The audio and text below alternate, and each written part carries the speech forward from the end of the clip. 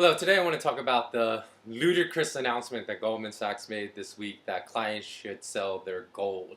Now, as a lot of you know, in the past I said, even if you know nothing, zero about investing, zero about commodities, zero about building wealth, you could probably do okay just by doing the exact opposite of what Goldman Sachs tells you to do. So often you can use these deceitful announcements of propaganda by Goldman Sachs as a contrarian indicator to now know that you should be buying gold now instead of selling it. So often, whenever if they say buy oil, you should sell oil because the oil prices are going to collapse. If they say that you should sell oil, that means you should buy oil because oil prices are going to spike higher. And just as they're saying right now that you should sell gold, that means you should buy gold because gold prices are going to spike a lot higher next year. So why is it that Goldman Sachs would deliberately lie? It's because they want to make money and they're not going to tell everyone else how to make money along with them. So I can only think of two reasons they are telling people to sell their gold right now. Either one, they are short gold, so by artificially trying to influence markets in an illegal manner, which the regulatory agencies will never arrest anyone at Goldman Sachs since they control all the important economic and government positions and banking positions all over the world. They are trying to basically suppress the price because they are short gold, so their shorts could be profitable, and or they want to buy more gold for their own proprietary account. So they want to push the price lower so they can buy lower before the price spikes.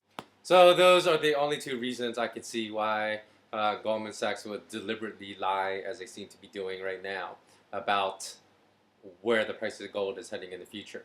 Now, the other interesting news that came out this week is that it appears that central banks will be net buyers again after being net sellers for a very, very long time. I believe it was up until 2009. I'm not positive off the top of my head, but I think it was 2009 when they switched from being net sellers into net buyers, and this again will be another record year in which they will be net buyers of more than 500 metric tons of gold. So again, as the central bankers tell you to sell their gold, tell you it's a risky asset that you don't want to purchase to protect your wealth, bankers themselves are actually buying gold. So don't listen to the words, because bankers are just like politicians. They say one thing and they'll do another behind your back. And this has been proven time and time and time again. In fact, there was an article that a journalist wrote in the in the Journal of Business Ethics.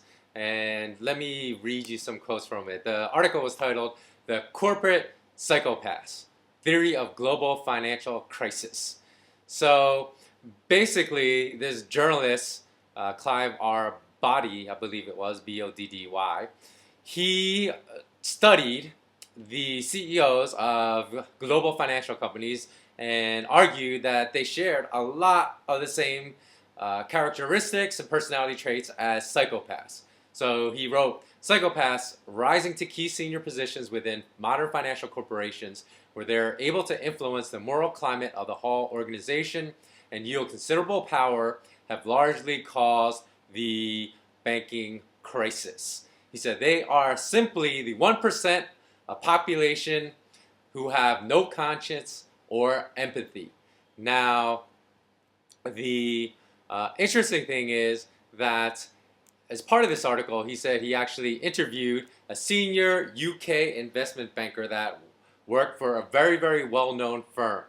And he argued to this senior UK investment banker his points about people at the very top of the global financial system acting like psychopaths and sharing similar characteristic traits as psychopaths. And he was shocked when this investment banker agreed with him. And then he said the investment banker went on to make an even more revealing confession when he stated, quote unquote, "At one major investment bank for which I worked, we used psychometric testing to recruit social psychopaths because their characteristics exactly suited them to senior corporate financial roles. So it's not even by coincidence that these psychopaths are ending up at the heads of Goldman Sachs and now defunct Lehman Brothers and JP Morgan and Barclays and all these firms that have been embroiled in all these scandals for manipulating LIBOR, for manipulating silver, for manipulating gold, for lying to their clients over and over again. They actually deliberately seek out these type of people that have no empathy, that have no conscience, that are willing, and not only willing, are happy to rape, pillage, and plunder their clients. So it's quite amazing when you realize that this industry actively looks for these characteristics. Now, in this article, the journalist goes on to say that Chase Manhattan Bank and Goldman Sachs actually helped Greece and Italy mask their debt problems by selling them certain interest rate swap derivative products that would help them hide and conceal their debt problems to the rest of the world, so these governments could continue selling crappy junk sovereign debt to everyone else to finance their government budgets and whatnot. But then the kicker is, after they did this, they turned around and they invented something called the iTraxx SOVX Western European Index, or Western Europe Index. I can't remember the exact name. But they invented a derivative product that helped people bet against Greek debt.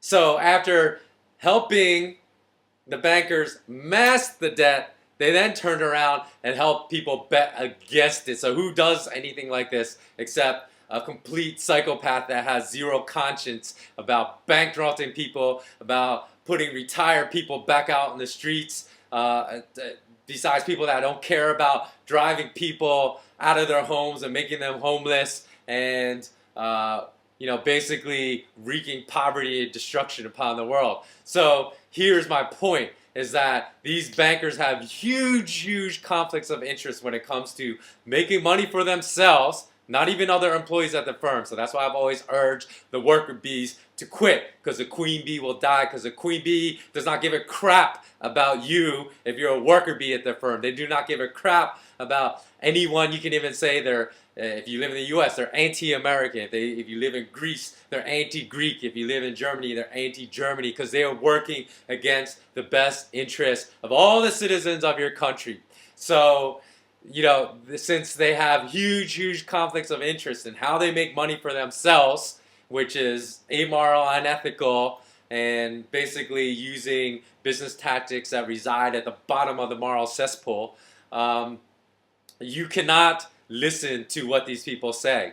So please do not be fooled if these stories are carried on news distribution outlets like Reuters and Bloomberg or the Wall Street Journal, and think that because they have validity, because they do not have any validity whatsoever, and they're only trying to make you do the opposite of what is best for your own interest, and that will hurt you and your family's ability to survive the financial crisis as it unfolds and deepens in the future.